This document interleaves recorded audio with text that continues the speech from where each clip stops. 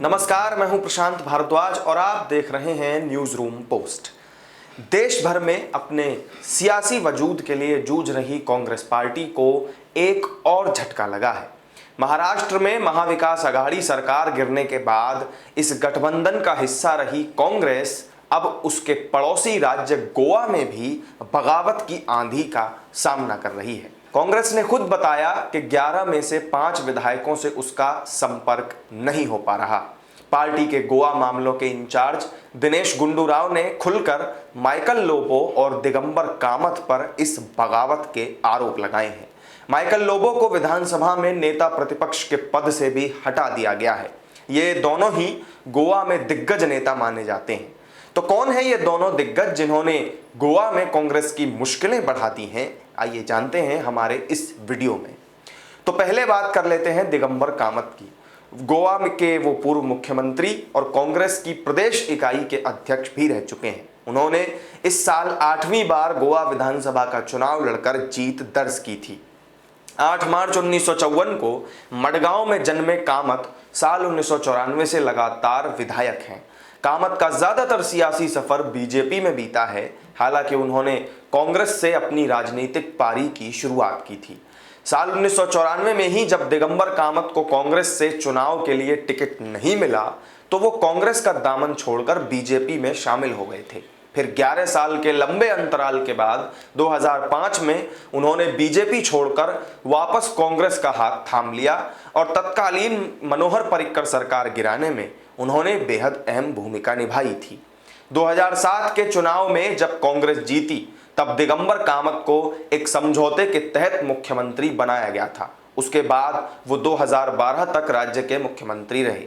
2007 से पहले दिगंबर कामत कांग्रेस की प्रताप सिंह राणे सरकार में ऊर्जा, खनन, कला और संस्कृति मंत्री थे। कामत 3 बार गोवा के बिजली मंत्री भी रह चुके हैं। इसके अलावा शहरी विकास और खनन, टाउन एंड कंट्री प्लानिंग विभाग भी वो संभाल चुके हैं। 2017 के विधानसभा चुनावों के बाद दिगंबर कामत 40 सीटों वाली गोवा विधानसभा में विपक्ष के नेता बनाए गए थे।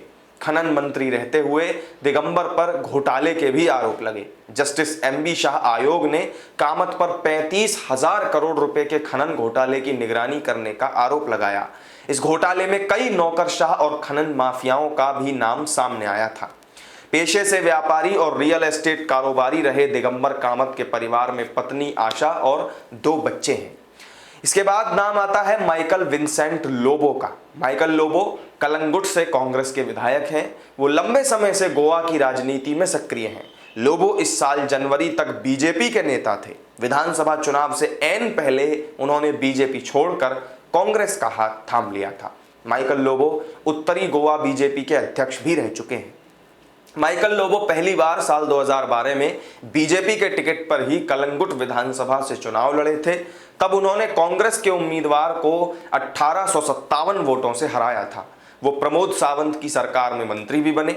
इसी साल 10 जनवरी को मंत्री पद से इस्तीफा देकर माइकल लोबो कांग्रेस पार्टी में शामिल हो गए थे। लोबो की पत्नी डेलियाला लोबो भी कांग्रेस की ही विधायक हैं। 1976 में गोवा के मापुसा में पैदा हुए माइकल लोबो एक रोमन कैथोलिक क्रिश्चियन है। 24 मई 2012 से वो उत्तरी गोवा योजना और विकास प्राधिकरण के अध्यक्ष भी हैं, जो पणजी और मापुसा में काम करता है। साल 2013 में जब गोवा में देश का पहला प्लेबॉय क्लब खुला था तब उस वक्त उसका विरोध करने वालों में लोबो भी शामिल थे। उन्होंने क्लब को वेश्यावृत्ति के जैसा बताया था। तब सरकार को क्लब को दी गई अनुमति वापस लेनी पड़ी थी।